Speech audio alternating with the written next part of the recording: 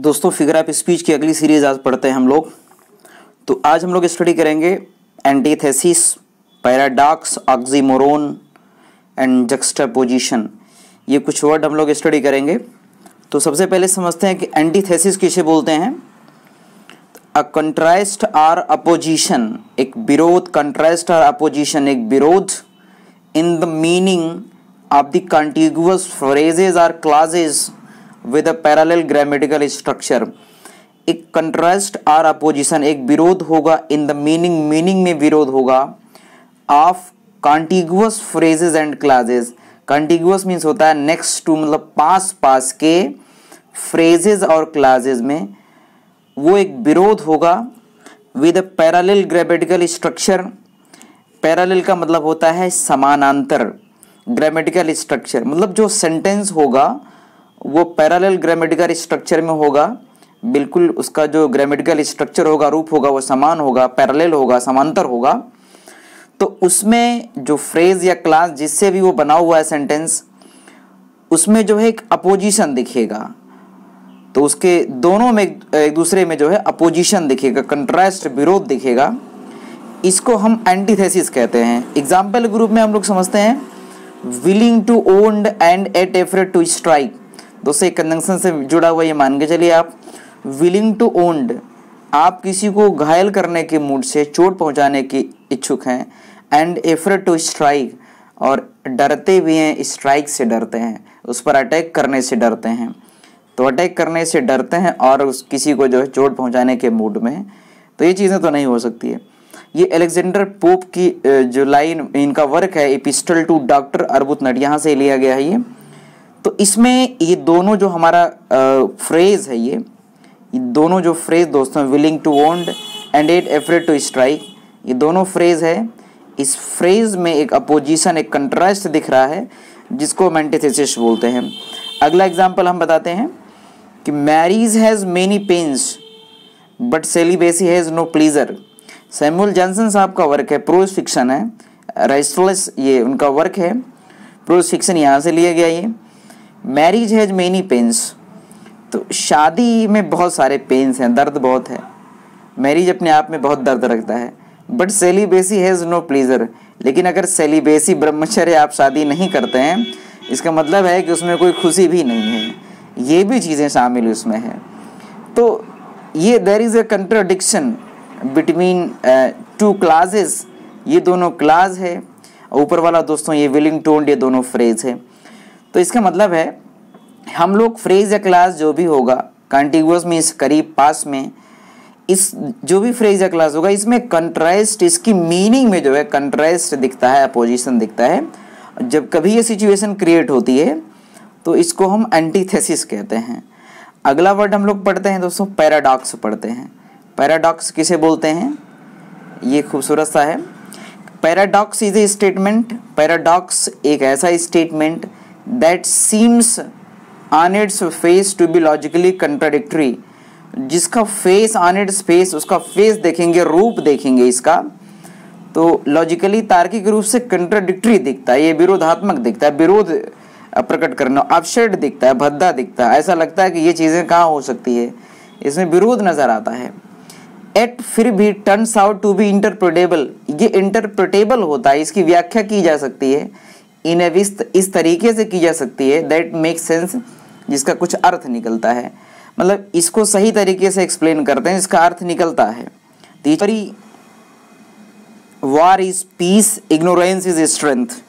ये दोस्तों ये जो है, ये स्टेटमेंट तीनों है, ये जॉर्ज ऑरवेल साहब का जो है, जॉर्ज ऑरवेल, तो इनका वर्क है, जिसको इंटाइटल्ड हम एक टाइटल देते हैं 1984।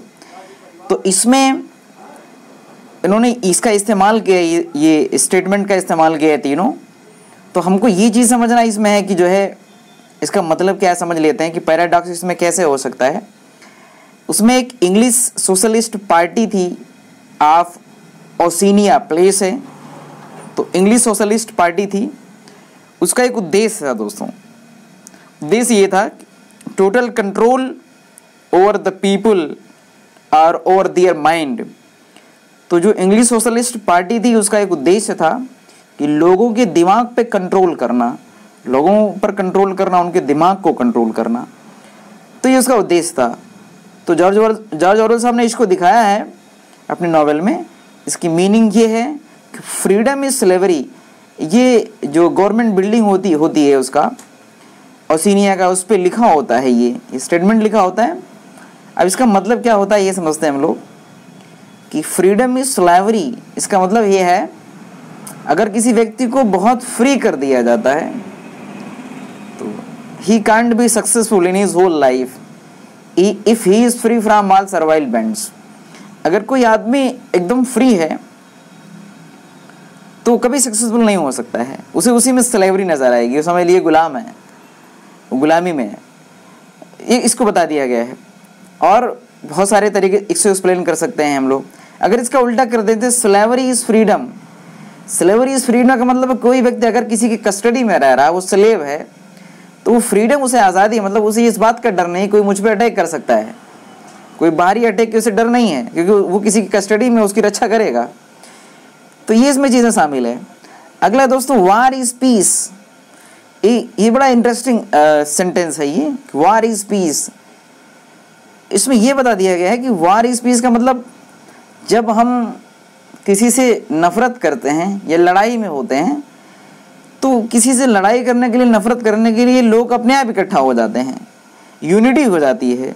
तो वार की सिचुएशन में पीस अपने आप इस्टेब्लिश हो जाती है, लोग सारे मतभेद भुला करके एक हो जाते हैं और उस वार के लिए तैयार हो जाते हैं आपस में। तो इसको कहते हैं वार इज पीस। मतलब आप अगर वार में हैं तो समझ लीजिए पीस में है, एक दूसरे से लोग यूनाइट हो जाते हैं वार करने के लिए, सारी चीज़ों को भुला करके। Ignorance is strength. और खूबसूरत सा सेंटेंस है ये। अगर इग्नोरेंस है, उसका मतलब भी था, इस सोशलिस्ट पार्टी का जो पर्पस था, उद्देश्य था, वो यही था कि लोगों के माइंड पर, लोगों पर कंट्रोल करना। उसका मतलब ये था इग्नोरेंस इज स्ट्रेंथ। अगर आप इग्नोरेंस हैं, आप अज्ञानी हैं, आपके पास ज्ञान नहीं है, नॉलेज नहीं है, तो वही हमारी स्ट्रेंथ है। हम आप पे शासन कर सकते हैं, क्योंकि आप हमारे विचारों को ब्लाइंडली फॉलो करेंगे, अपना उसमें लॉजिक नहीं लगाएंगे। तो आपकी इग्नोरेंस ही, आपकी अज्ञानता ही हमारी क्या है, वही शक्ति है। इसमें इस बात को एक्सप्लेन किया गया है। तो कभी भी ये सिचुएशन क्रिएट होती है, हालांकि ये इसकी पॉजिटिव मीनिंग है जो इसको एक्सप्लेन करके निकालते हैं, जो सेंस देता है। और कभी ये सिचुएशन क्रिएट होती है किसी भी सेंटेंस में, तो दिखता तो ये लॉजिकली दिखता है, कंट्राडिक्टरी है, विरोध एक दूसरे समझ में आता है इस सेंटेंस में, ऐसा हो नहीं सकता है, एब्सर्ड दिखता है, बड़ा भद्दा दिखता है, मगर इसको सही से एक्सप्लेन करते हैं, इसकी पॉजिटिव मीनिंग निकल के आती है। तो कभी ये सिचुएशन क्रिएट होती है तो उसको हम लोग पैराडॉक्स बोलते हैं दोस्तों। अब हम लोग थोड़ा सा आगे स्टडी कर लेते हैं। आगे है ऑक्सीमोरोन। ऑक्सीमोरोन किसे कहते हैं ये देख लेते हैं हम लोग। ये तो बड़ा आसान सा है, इसको आप सब जानते होंगे। In oxymoron two opposite words with an opposite meaning are put together. Two opposite word, बड़ी आसान सी डेफिनेशन है। और इसको देखें कि in oxymoron two opposite words with an opposite meaning, दो विरोधी शब्द और अपोजिट मीनिंग के साथ आर पुट टुगेदर एक साथ रखे जाते हैं। सीधे सीधे two opposite words are put together, दो विरोधी शब्द एक साथ रखे जाते हैं ऑक्सीमोरोन में। कभी सिचुएशन होती है तो वहाँ ऑक्सीमोरोन आप कहिएगा। जैसे लविंग हेट, लव करना हेट करना एक साथ है। प्लीजिंग पेन, पेन दर्द भी है, प्लीज प्लीजर से ही खुशी भी, ये प्लीजिंग पेन लविंग हेट। एक बड़ा प्यारा सा स्टेटमेंट है कि there is an open, this is an open secret, एक खुला रहस्य है। ये कौन सा खुला रहस्य? इसका मतलब है ऐसा सीक्रेट जिसको लोगों को जानना नहीं चाहिए मगर जानते हैं लोग, और उसके बावजूद भी सीक्रेट मान रहे हैं हम, तो इसको कहते हैं this is an open secret. Life is bitter sweet, बहुत प्यारा सा सेंटेंस है। Life contains two things, bitterness and sweetness. जिंदगी में दोनों चीज़ें होती है, वो कड़वाहट भी होती है, मिठास भी होती है। हमारी ज़िंदगी इससे भरी हुई होती है, तो बिटर भी है, स्वीट भी है, लाइफ दोनों से जो है भरी हुई है। ये कहते हैं कि तो बिटर और sweet both are opposite to each other, दोनों एक दूसरे के अपोजिट हैं। तो कभी सिचुएशन होती है तो वहाँ ऑक्सीमोरोन हो जाएगा। You have a sad smile on your lip, आपके ओठों पर एक सैड स्माइल है, सैड भी है और स्माइल भी है। ये अपोजिट वर्ड जब भी कभी आपको दिखे तो वहाँ ऑक्सीमोरोन हो जाएगा दोस्तों। अगला वर्ड हम लोग स्टडी करते हैं, जक्स्टापोजिशन। ये जक्स्टापोजिशन किसे कहते हैं? Juxtaposition is to place two objects. Juxtaposition का मतलब होता है प्लेस करना, रखना, टू ऑब्जेक्ट्स, दो चीज़ों को, कॉन्सेप्ट को, विचार को, आइटम्स को, वस्तुओं को, थिंग्स चीज़ों को, साइड बाय साइड, बगल बगल, दो विचारों को, आइटम्स को, कॉन्सेप्ट को, ऑब्जेक्ट्स को, थिंग्स को, इसको जो है पास पास रखना, to emphasise the differences and contrast between them. To emphasise जोर देने के लिए, डिफरेंसेस उसमें अंतर जो है, अंतर पर जोर देने के लिए, कंट्रास्ट उसके विरोध पर, उसमें क्या कंट्रास्ट दिख रहा है उस पर जोर देने के लिए, बिटवीन देम उसके बीच में, उस कॉन्सेप्ट में, ऑब्जेक्ट में, आइटम्स में, थिंग्स में, उसमें क्या जो है डिफरेंस है, कैसा कंट्रास्ट है, क्या सिमिलरिटीज़ है, कौन सी समानता है, इस पर इसको एम्फेसाइज करने के लिए जब दो कॉन्सेप्ट को, चीज़ों को एक साथ रखा जाता है, उस सिचुएशन को जक्सटापोजिशन कहते हैं। There are several types of juxtaposition, उसके बहुत सारे टाइप हैं, including oxymoron, antithesis, file, etc. अब एक सवाल ये बनता है कि वैसे तो हमारा एंटीथेसिस में भी होता है, वैसे ऑक्सीमोरोन में होता है, तो ये समझ लीजिए ऑक्सीमोरोन और एंटीथेसिस ये सभी जो है जक्सटापोजिशन के पार्ट हैं। जक्सटापोजिशन सबको अपने अंदर इंक्लूड करके रखता, शामिल करके रखता, ये समझना है हम लोगों को। तो उन सभी में जक्सटापोजिशन है। इट कैन बी यूज्ड, इसको यूज़ किया जा सकता है इन लैंग्वेज में इस्तेमाल करते हैं, लिटरेचर में इस्तेमाल करते हैं, वीडियोज़ में, टीवी शोज़ में, आर्ट में, सिम्बोलिज्म में, इन सब पे इस्तेमाल करते हैं। तो कभी भी double object, concept, item, things को पास पास रखना इस बात के लिए कि उसमें हम डिफरेंसेस और उसकी सिमिलरिटीज़ को समझ लें, वो जक्सटापोजिशन कहलाता है। एग्जाम्पल समझिए, पहला एग्जाम्पल है, for some people it is the age of light while for others it is the age of darkness. कुछ लोगों के लिए ये एज जो है लाइट का है और दूसरों के लिए ये डार्कनेस का एज है। तो चार्ल्स डिकेंस साहब की ये लाइन है। तो इसमें जो है दोनों में कंट्रास्ट दिख रहा है, ये दोनों आइटम्स को एक साथ रखा गया है ताकि इस बात को समझा जा सके कि चीज़ें जो है हम इन दोनों में जो सिमिलरिटीज़ है, डिफरेंसेस को निकाल सकें। इसी को समझने के लिए जो है इसका इस्तेमाल किया गया है। अगला एग्जाम्पल है दोस्तों, what you can do for your country. ये पूछिए कि व्हाट यू कैन डू, आप क्या कर सकते हैं फॉर योर कंट्री, अपने देश के लिए। जॉन एफ कैनेडी का स्टेटमेंट है ये। तो ये दोनों में जो है जो सिमिलरिटीज़ है, जो डिफरेंसेस हैं, इसी को चेक करने के लिए दो ऑब्जेक्ट को हम एक साथ रखते हैं।